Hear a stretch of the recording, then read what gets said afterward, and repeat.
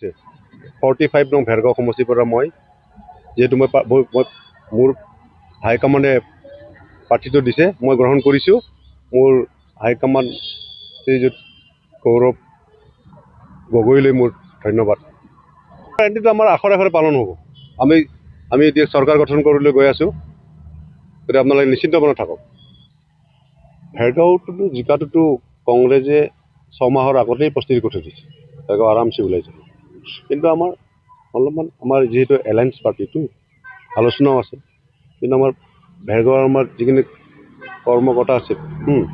আমাৰ কংগ্ৰেছৰ নীতি আদৰ্শ মানি চলা এইবিলাক আগতে 6 মাহৰ আগতে প্ৰজেক্ট কৰা আছে আপুনি জিকাটো নিশ্চিত যিহেতু মোক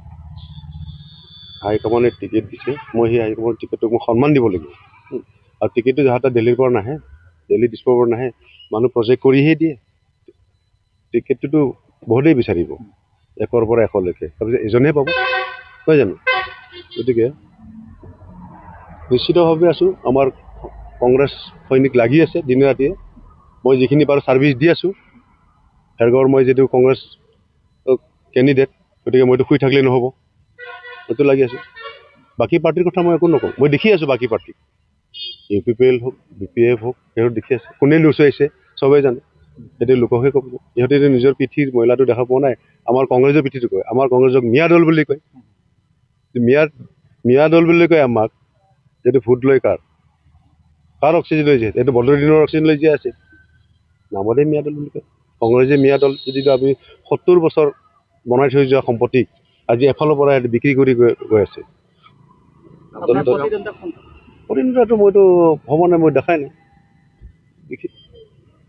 এইটোৰ কথা মই কি ক'ম মই লোকৰ সমালোচনা নকৰোঁ মোৰ সমালোচনা মই নিজে কৰিম মোৰ নিজৰ পাৰ্টিৰ মাজত কৰিম পলিটিক্স কৰিলে অসমত মুখ্যমন্ত্ৰী গৌৰৱ গগৈ আমাৰ কোনো চিন্তাই নাই নিশ্চিত গৌৰৱ গগৈ অসমৰ চিফ মিনিষ্টাৰ হ'বলৈ গৈ আছে এইটো আমি 100% ইঞ্চুৰেঞ্চ আমাৰ ৰঙিয়া এই ভেৰগাঁও সমষ্টি আৰু ভেৰগাঁও সমষ্টিৰ পৰা ভেৰগাঁও সমষ্টিৰ কেণ্ডিডেট জিকি যাব MLA হ'ব মন্ত্ৰীও হ'ব এইটো মই প্ৰতিশ্ৰুতি দিছোঁ ভেৰগাঁওবাসী আমাৰ নতুন যিহেতু নৱগঠিত 45 নং ভেৰগাঁও সমষ্টিটো কোনো চিন্তা নাই মোক আল্টিমেটলি মোক ইংগিত দিছে ইয়াকে মানে আপোনাৰ জিকাটো আপোনাক 6 মাহতে আমি প্ৰজেক্ট কৰিছোঁ আপুনি 6 মাহতে আমি কংগ্ৰেছ কেণ্ডিডেটটো জিকি আহিব কোনে পায় আমি নাজানো কিন্তু আপুনি লাগ ভাল আপুনি টিকেটটো পাইছে গতিকে আপুনি জিকি আহিব আৰু মোৰ টিকেটটোক মোক 22 তাৰিখে 1টা বজাত দিছে পিছদিনাখন 2টা বজাত নমিনেশ্যন মই 24 ঘণ্টাত কাগজ ৰেডি কৰিছোঁ তাৰমানে মই মেণ্টেলি কেনেকৈ প্ৰিপেয়াৰ হৈছোঁ সেইকাৰণে ক'লো আপোনালোকৰ কথাটো যে 6 মাহৰ আগতে আমি প্ৰজেক্ট কৰিছোঁ যে ভেৰগাঁও ওলাই যাব গতিকে আপুনি চাওক মই 24 ঘণ্টা নহওঁতেই মই ৰেডি কাগজ মোৰ ৰেডি 11টা বজাত মই নমিনেশ্যন লৈছোঁ পিছদিনাখন যোনদিনাখন লাষ্ট 23 তাৰিখে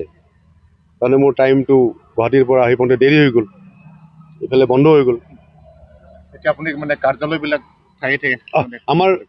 ভেৰগাঁও মানে 3টা ব্লক আছে ভেৰগাঁও খৈৰাবাৰী আৰু ননাই চাৰপাং 3টা ব্লক মই 3টা কাৰ্যালয় বনাইছোঁ আৰু মই হোম টাউন খৈৰাবাৰী একেবাৰে যিহেতু খৈৰাবাৰী ব্লক মই তাতে 2টা বনাই দিছোঁ কাৰণ মানুহ চাইটো ক'ৰ কেণ্ডিডেট সেইকাৰণে মই অলপমান প্ৰিফাৰেঞ্চটো লৈছোঁ আৰু এইটো কোনো স্বাৰ্থৰ কথা নহয় আৰু মই চব যি পাৰ্মিশ্যনো ল'ব লাগে গতিকে বহুত কষ্ট হয়